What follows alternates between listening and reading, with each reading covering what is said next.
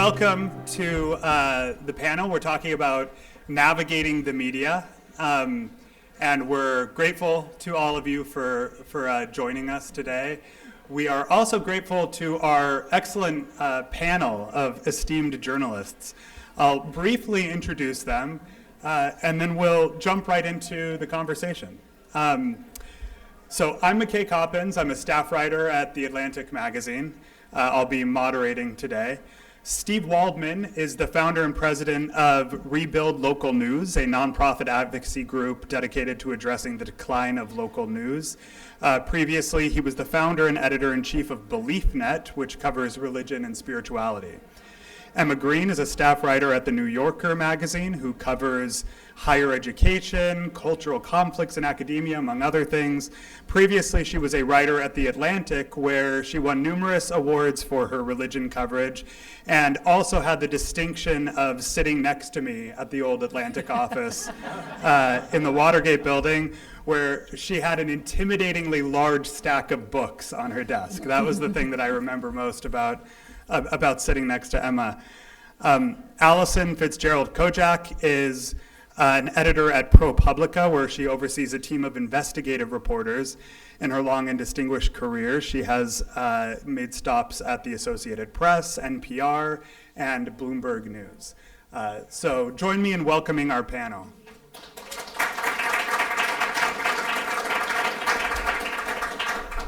All right.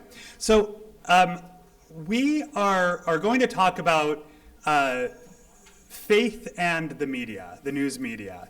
And I think we have to start by kind of acknowledging the problem at the core of this topic, which is that there is, and I think all of you would probably agree, an enormous amount of distrust between people of faith in America and the news media.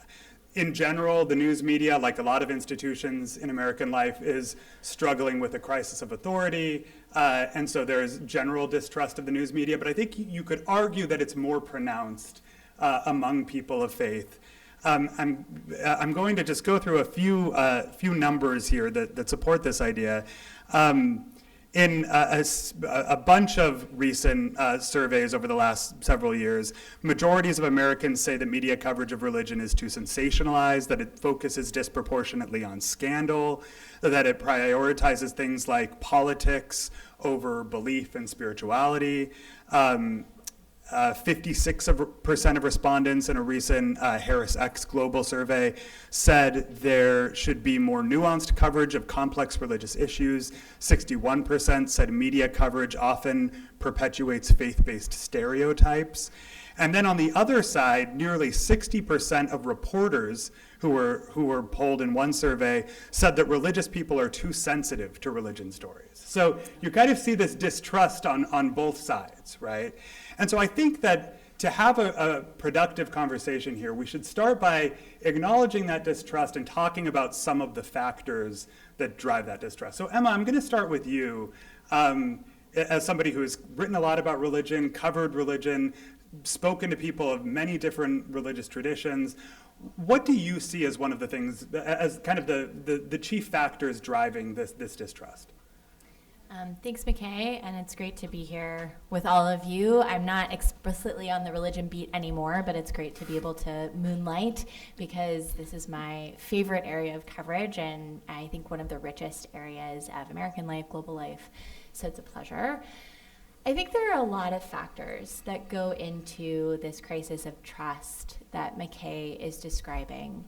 I always speak about musicality when it comes to religion and religion coverage, which is often there are good intentions, often there's a desire to broaden readership or cater to people who are religious. But the thing that I find that's most missing at the national level in mainstream media newsrooms tends to be that sense of musicality. Do you instinctively understand what makes religious people go? Do you instinctively understand the language that they speak, the things that draw them to live their lives in these ways and to make often big sacrifices for their faith? That lack of musicality, I think, is often matched with some degree, and this is obviously not everywhere and not everyone, but some degree of endemic religious illiteracy.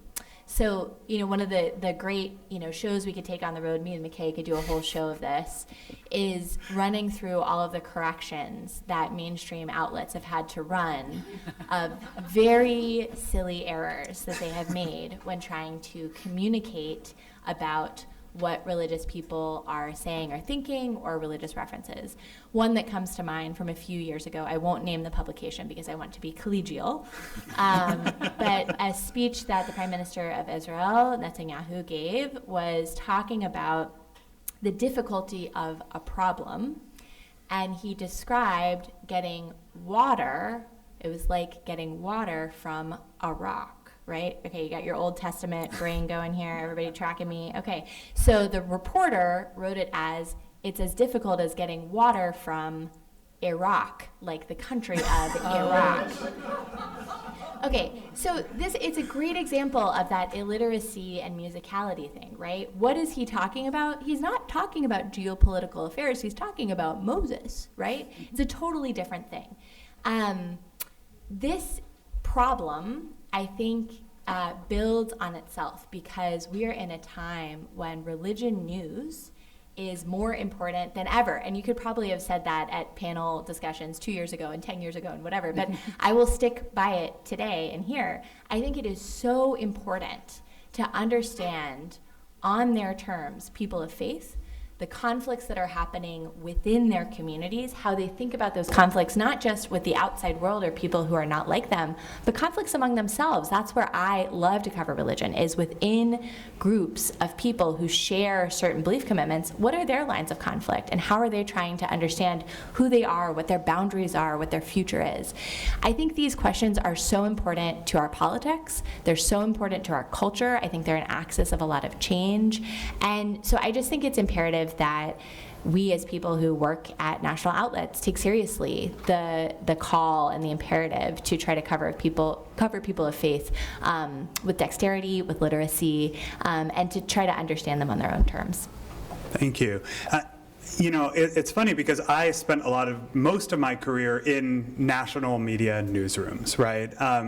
And I can say that as a person of faith, working as a journalist in these newsrooms, it is true that the kind of stereotype that they are predominantly pretty secular places. But I also would say that most journalists, even very secular ones who have relatively little experience with religion, are operating in good faith. They are not out to, stick it to religious people, or they certainly don't want to get things wrong. That I'm sure that correction was incredibly embarrassing for the journalist who wrote it. But they are secular places. And I think that, part of the thing that's driving this distrust is that so much of our journalism now is produced in a small number of cities now, right? New York City, Washington, D.C., maybe San Francisco, Los Angeles.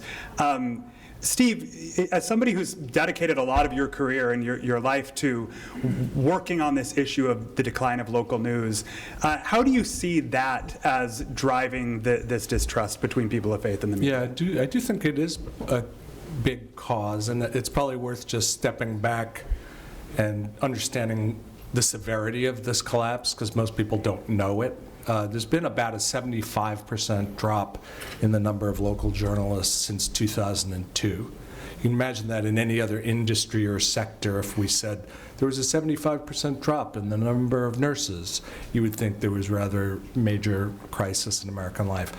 A third of the newspapers have shut.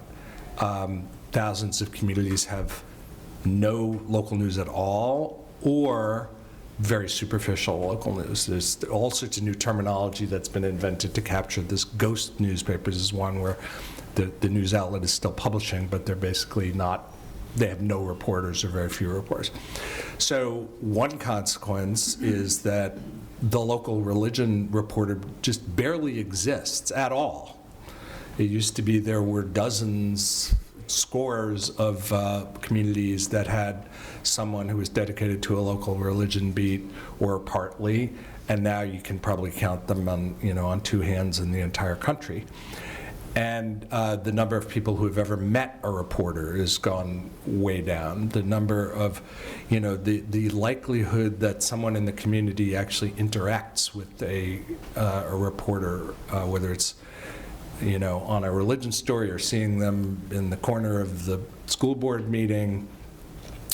And I think it has a lot of consequences, this being one of them. Trust in the media is declining, and I think that having more local reporters is probably the best way to deal with that, because people do trust local media a little bit more.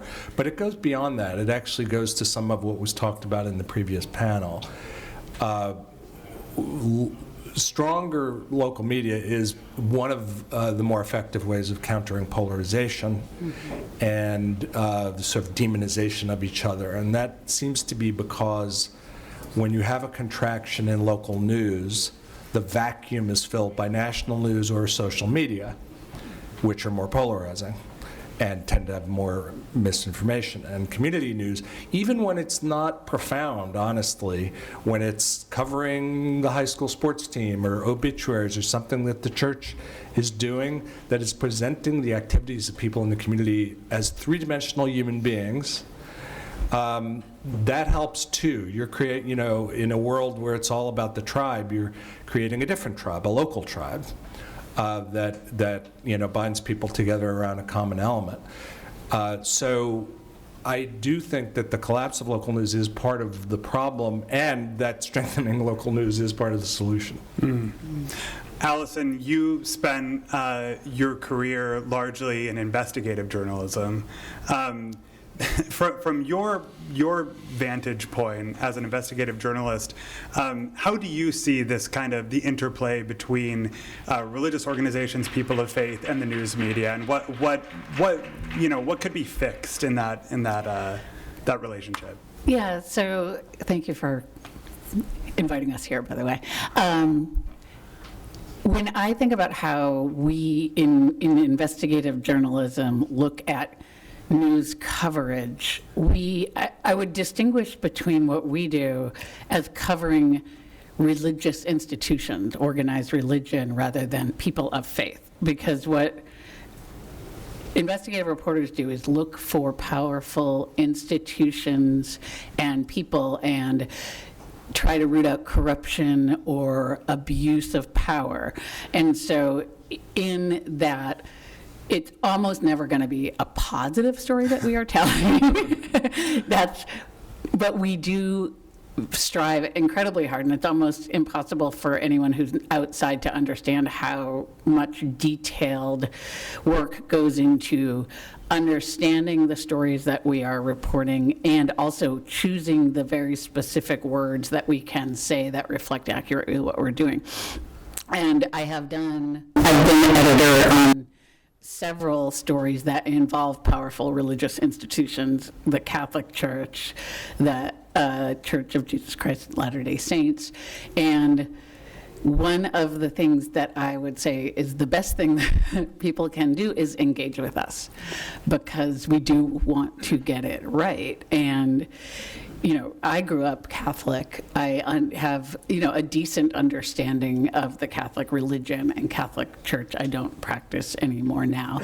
I don't have a great understanding of many other faiths, but I do want to talk to people about it. And, one of the stories we did involved a lawsuit that had 11,000 pages of documents. The reporter read every page of that. I mean, just to be clear, it's that kind of detailed work. Then he went to the church and was really trying to engage the church in, help me understand why this is written this way, help me understand why you said this, help me understand that. And the church wouldn't engage, and instead had an attorney respond to questions, and it actually came out looking really terrible, and that was not because the reporter sought that out. It was a mistake. I understand why people are afraid of us, but I think overall, not just investigative reporters, journalists want to do things and get the story right, and talking to us and teaching us and helping us understand what we are seeing is one way to help us do that, and to understand it's not that you can determine the outcome of the story, but you can help inform it so that it is the most accurate story that can be there, and it reflects your views. Yeah, I think that this is one of the key kind of misunderstandings that a lot of religious organizations and people of faith have, which is that they think that media institutions, media outlets are out to get them, right? And to be fair, like we all know there are some kind of bad faith journalists and outlets that are. I think the vast majority of especially kind of respectable institutions really aren't, they do want to get the story right. But this kind of cloud of distrust hovering over the whole relationship makes it hard for religious leaders to say, okay, let's just engage with them in good faith and see how things shake out. Part of, I think, what is missing, and we see this in all the survey data, is that people of faith feel like there is not enough religion coverage of the positive things that are happening in their communities, or even the neutral things that are happening in their communities. There's not enough coverage of kind of the texture of lived religion, or of how faith kind of informs, various parts of a believer's life, of their identity, of their community. And so without that stuff in the national media, what they see is, very aggressive and maybe rigorous investigative journalism, but that is, to your point, usually critical, right? And then they might see political coverage of religion, right? That's what they're seeing mostly in the national media. So part of, I think, what would help kind of balance that out is to see more people of faith have the opportunity to work productively with journalists to tell their stories, right? But I imagine that there are people of faith in this audience who, to Steve's point, have maybe never met a reporter, know very little about how journalism works, how newsrooms operate, and wouldn't even know where to begin and how to kind of work with journalists. So I'd like to hear from all of you on this question of like, what should religious institutions, people of faith, understand about journalism, journalists, newsrooms that would help them in navigating these questions? Emma, why don't we start with you? So I don't want this to be a PR operation. We're not here to pressure you all, but I will say that over my years on the religion beat, and still now covering higher education, because of course that is also a religious beat in a lot of respects. There's a lot of religion in higher education. The things that have most benefited me are relationships. So not just calling up someone to get a quote. God forbid it would be a 15-minute phone call where I just write down a sentence of what they say. I spend a lot longer on the phone with people, but the things that have really paid dividends over time is when I'm meeting with someone for coffee. They aren't expecting that they're going to get a story out of it or that I'm going to quote them. We're starting to get to know each other. They can ask me questions about how I work. I can show them that I am actually a fair player and someone who's worth engaging with. And in turn, I can start to understand how they think about certain things. What are the things that worry them? And this is a favorite question of mine. If they had a personal reporter, what would they assign that reporter to go find out for them, which yields great story tips. Those relationships that I can, think in my head, off the top of my head, 24 more of those relationships with religious leaders, people who are working at the staff or operational level, people who themselves are not involved in organized religion, but who are people of faith, and that inflects their work in one way or another. That is what pays dividends over time, and I do think that that helps when it comes to something like a big high-stakes investigation. If you already have those relationships, it's so much easier to want to play ball than if the first time you're ever hearing from a reporter, or even maybe from an outlet, is when you're getting a 60-item list of numbered questions that look like a legal deposition. Oh, yeah. I think that understandably scares people away. So that's what I have tried to do, is to seek out those relationships, and I hope also that people will come to me as they read my work and try to engage with me and build those relationships with me, because it's tremendously valuable. Mm-hmm. I think that it's actually often more difficult to do positive stories than negative stories. Right. They're just literally harder to do and make them seem credible and interesting. It's easier. Part of why there's so much conflict in journalism is it's easier to do. And so I think part of the issue is like, how do you cast stories that are about personal faith in a way that's, seems like real journalism? And I think one thing that is a new argument that we didn't have, or I didn't have when I was doing this kind of stuff directly, is the fact that people are concerned about the polarization and the breakdown of society.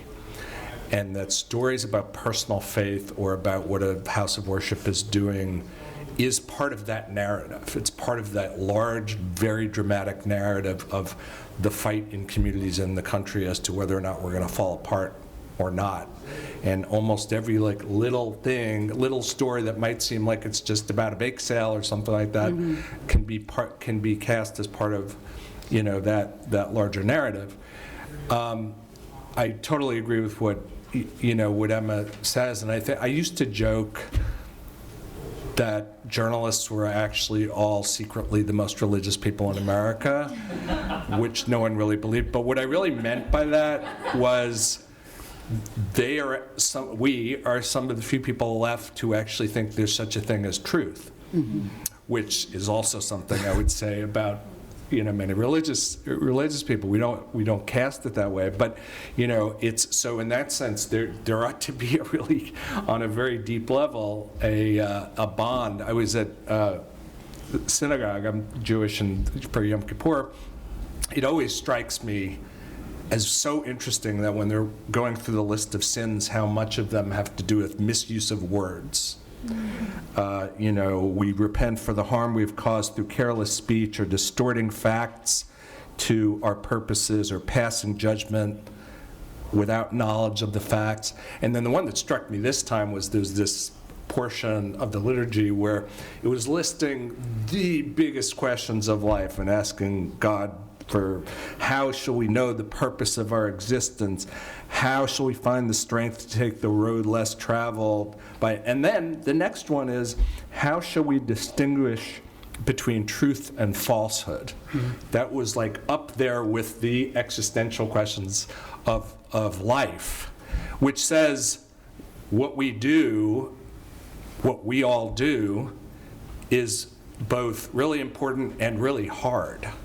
Like getting it right is hard. But I think if we kind of understand that on an almost spiritual level, what journalists are trying to do is actually very in sync with a lot of what people in the faith community will do. That will help, it creates a potential area of commonality. Can I just add real quick? A great religion reporter whose name is Sarah Pulliam Bailey. She worked for The Post for a long time. Many of you are nodding because you've read her, obviously. She wrote a wonderful piece some years ago that was exactly to this point. She grew up evangelical. She talked about being raised with her breakfast cereal where she had a Bible open and a newspaper open. And to her, that always felt like there was no conflict there. That was just wanting to seek the truth. You understand what's going on in your world. You understand what's going on with God. And she was wrestling with this sort of era that we're in where there's a pulling apart of that sense that you can have those on the table at the same time, and that pursuit of truth is also worthwhile. And I just think about that essay so much, and I just really, what you were saying really resonates with me, because I do think in some ways there's that, we should be working towards that sharedness, not to have reporters always affirm the values of the Bible or whatever it might be, but just to understand that there's a common mission there. There's a common hunger and desire to want to get to something that is as true as you can possibly get to. And I just think that is so worthy. And you should all go back and look up that essay, because it's a great essay. Well, I wanted to make 2 points. One, McKay, you earlier said that newsrooms are secular places, and I think that is true from my experience over many years. However, that doesn't mean that journalists inside the newsroom are not people of faith. We have people of many, many different faiths in our newsroom. It's not a thing we discuss so much at work. And in part, it's, we always try to sort of take it's an idealism that doesn't actually work, but take our personal selves out of our coverage. But at the same time, one thing we have created at ProPublica is what we call a sensitivity read. When we are doing stories, we have a group of people who will read through our stories, who know more about, it might be a cultural group, it might be a race, it might be an immigrant group or a faith-based read, and just, can you see if we are making a silly mistake, or if we are just in general have a bad attitude in the story, and like talk it through. Because we do, like, we're trying to get to the truth of our story without making this the easy fouls that will make you, our readers, think that we don't know what we're talking about, or that we don't treat you with respect or think of you as people to respect. And so we try very hard to get there. And I just wanted to make that general point. And then also, Steve, you made the point, we cover bad news.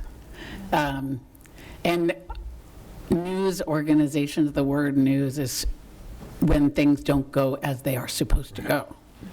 So if everything is working beautifully in your community, we probably won't be writing about it. And I don't mean, that's not across the board, obviously, but that's sort of the basis of a lot of what journalists think they do. And so if you want to create relationships, you kind of have to think about what it is that we are seeking. And there are really talented feature profile writers who do spectacular work getting into, what is going on in communities or in institutions that don't involve really bad news. But for example, if you are an organization that sees a problem that you are working to solve, we are more likely to write about the problem and bring you into a story as a character and authority figure, but we're not writing about you. And so in that sense, you can engage journalists in that way. Like, this is a thing that is happening in the world that we all care about, and I am working on it, and therefore I can engage you in that. And it's when people say, do you want to cover our, I don't know, children's fair? And we're like, no, that's not something we want to do. But we will talk to you as an expert, as an activist in other issues that are happening in our communities. Not to keep jumping in, but I do want to push back on that a little bit, because I think we have different perspectives. And part of this is that I have the privilege of working for a magazine. Right. So what we do is a little bit different, right? A daily newspaper, an investigative outlet like ProPublica, and a magazine like The New Yorker or The Atlantic, we all have slightly different missions and different things that we do. But I would say, across the board, I see this at other places as well. So it's not just long-form magazine work that can find a middle ground between taking a press release about something that is just really not that interesting, like, Right. like the church fair or whatever it is. Like, I love church fairs. I am not going to down on the church fairs. It's not a story, right? But there's a middle ground between rewriting press releases, which journalists are not going to do, and only ever covering bad news or only ever covering conflict. I do think that conflict and bad news are news, and it's not to say that journalists shouldn't cover those things. But I do think that part of my job, and this was on the Religion Beat and now too as I'm in this broader ambit, is to orient people to a world and help them to understand it. Who are the people who you have to meet as a reader who you wouldn't otherwise be able to meet in order to understand the mindset of or the actions of a group of people who are important to know? And that could be because they're a big segment of our American population and you should know your fellow citizens. It could be because they have some sort of influence culturally or politically. But I do think there are ways to do stories that are not just about trying to, do accountability journalism, which is crucial. I'm not downing on accountability journalism because we need journalists to cover when people do bad things. But I do think there's a way to sort of see the mission as orienting a reader, taking a reader around to worlds that they don't have the privilege of visiting, that I do have the privilege of visiting, that I want to show them in good faith. Yeah, one of the ways I started writing about religion was actually as a political reporter who was profiling politicians. And what I found was that to really understand a political subject, to the extent where I'm going to write thousands of words about them, often, not in every case, but often their personal faith is a really important part of the puzzle, right?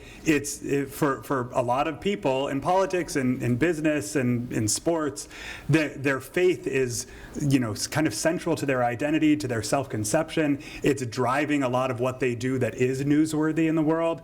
And so that's how I started writing about faith, was just kind of recognizing that in people. And I think that's true across the board. It doesn't have to just be in politics.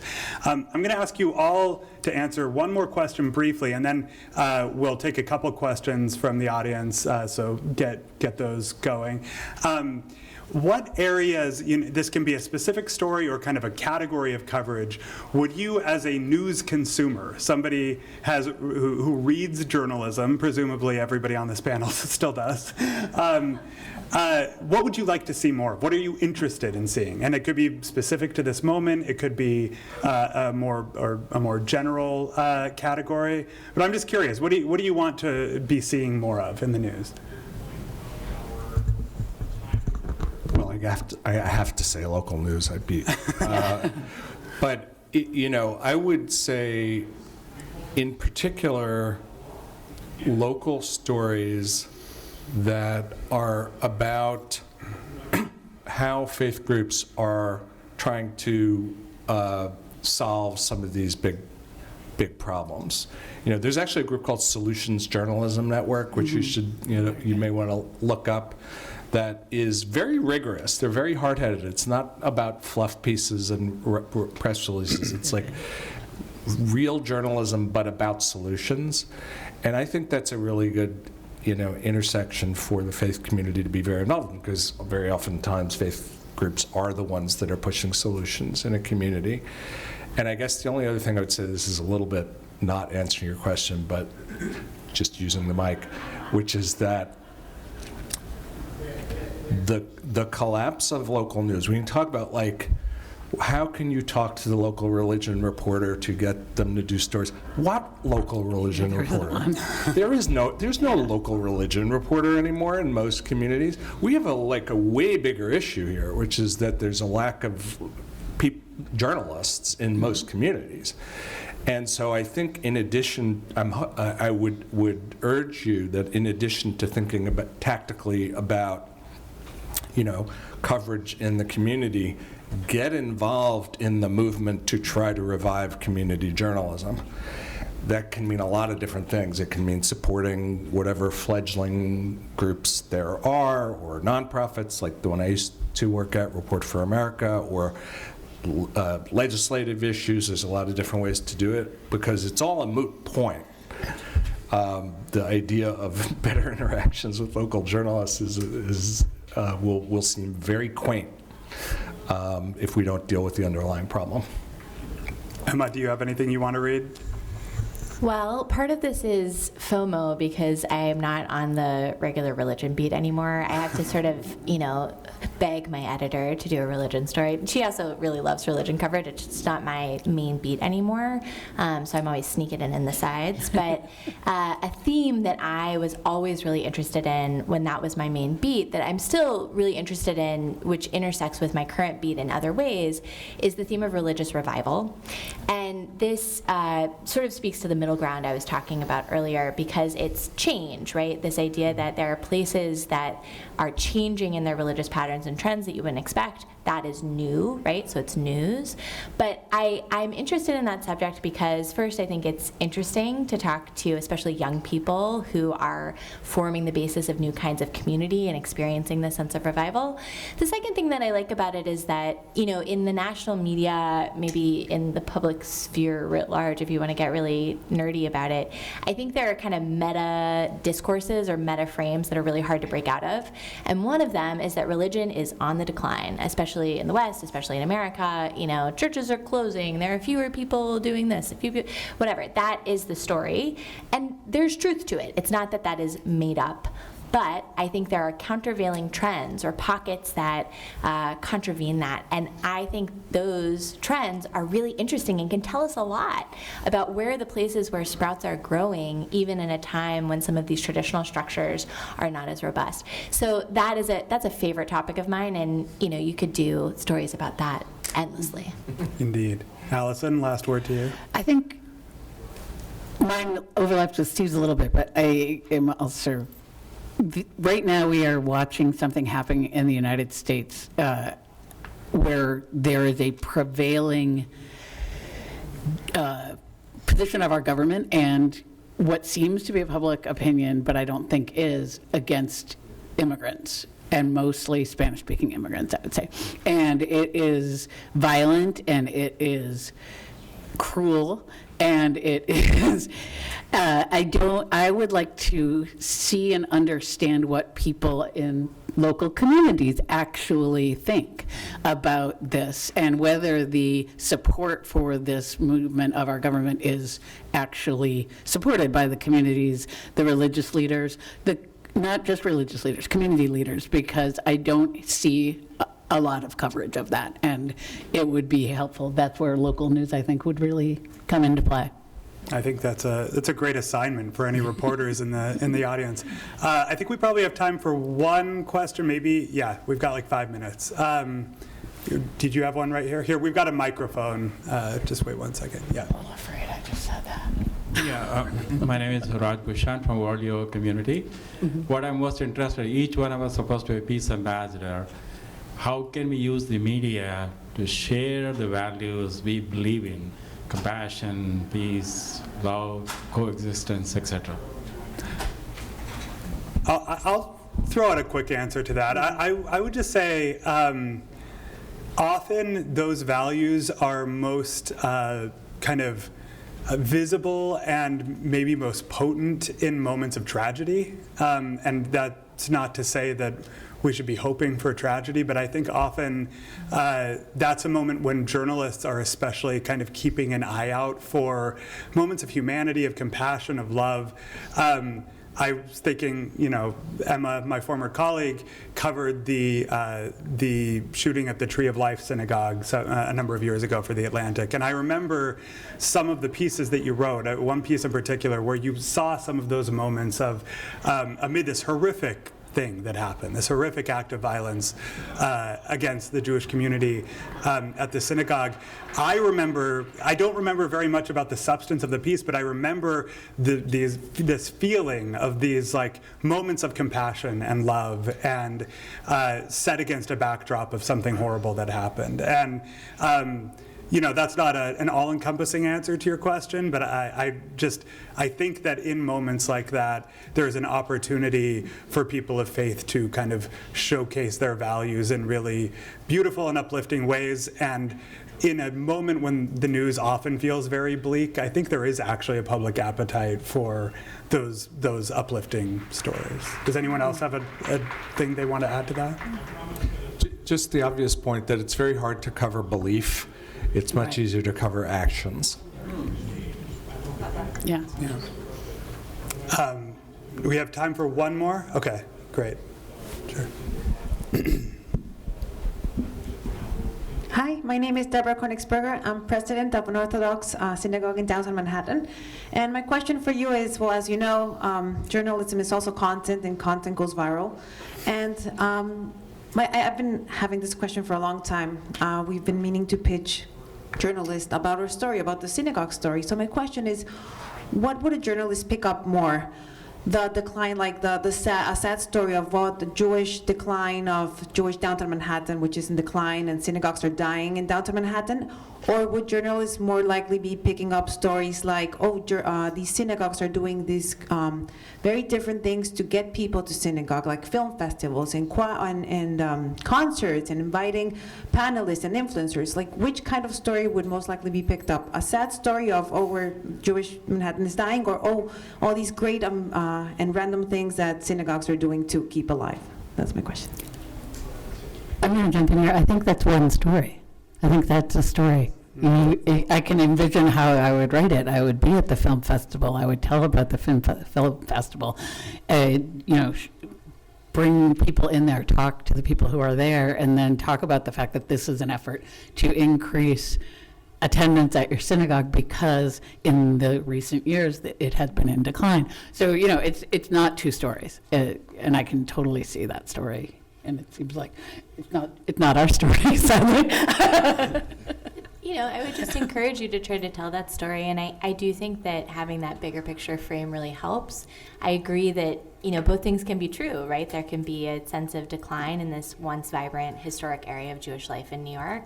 And there can also be new things that are sprouting forward. But I do think, especially depending on where you're trying to pitch, having that bigger picture of the history is really wonderful. And I would encourage you to just try to talk to people and invite them into the world that you're creating. One little silver lining to the bleak message of those charts that we just saw of everything declining is that when you have a story that's counter to that, it's a man bites dog story. Like things that didn't used to be news now are. People going to church. Now Exactly. kind of a news story. That's a news story.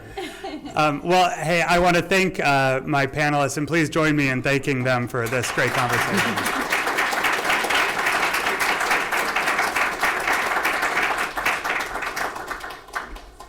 Good afternoon. I'm Father Timothy Graff from the Catholic Archdiocese of Newark, and it's my honor today to present the achievement in promoting uplifting media to Tom Gallagher. Is Tom here? You can come up front, Tom.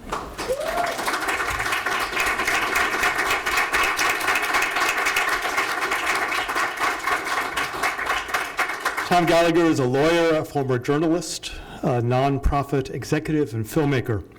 Tom heads Religion Media Foundation, which produces content on the topic of ecumenism and the role of religion in society, and among other things, funds scholarships and grants to students and academics.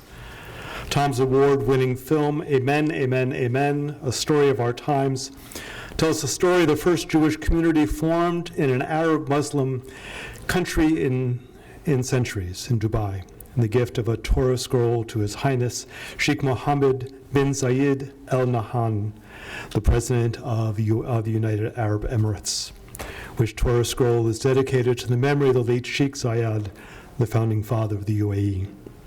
The film was broadcast on PBS in New York City and premiered in Abu Dhabi, Dubai, Jakarta, London, Tel Aviv, and the Vatican. Exactly, yeah. Tom recently co-produced the documentary titled Baseball Beyond Belief, based on John Sexton's New York Times bestselling book, Baseball is a Road to God, Seeing Beyond the Game. In April 2025, Tom received the prestigious Irene Award for Peace at the Global Justice, Love, and Peace Summit held in Dubai. Tom is currently working on other film projects and TV projects. He splits his time between living in Connecticut and in Montana with his wife, Wendy Mendenhall. It is our great honor, Tom, to thank you for all your work.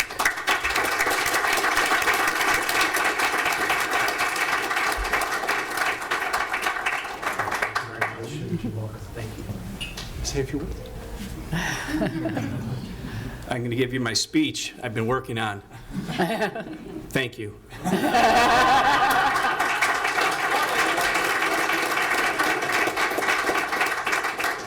want to set it up? And we'll try Sure. We'll see if that actually works. All right, so there's a short 2-minute clip of the film. This is the first time Torah scroll has been gifted to an Arab Muslim ruler. And for reasons I cannot explain, this is exclusive footage that isn't seen anywhere else in the world except in my film. And this is Rabbi Yehuda Sarna presenting the Torah scroll to His Highness. Finally, on Monday, November 25th, 2019, in Abu Dhabi,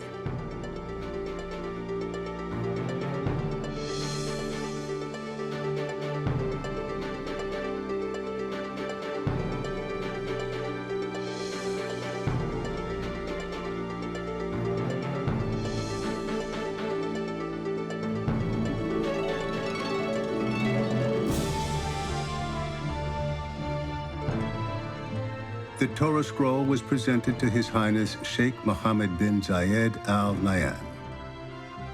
Crown Prince of Abu Dhabi. The dedication was in honor of his father, the late Sheikh Zayed, founder of the United Arab Emirates.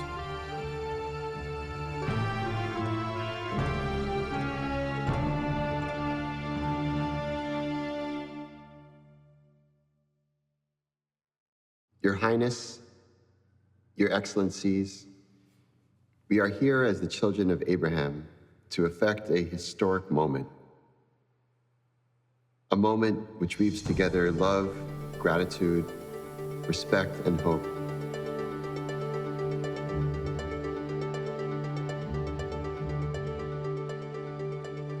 I'm under no illusions that this gift will solve complicated geopolitical problems. What this gift does do is it gives us material for creating a new narrative in the Middle East.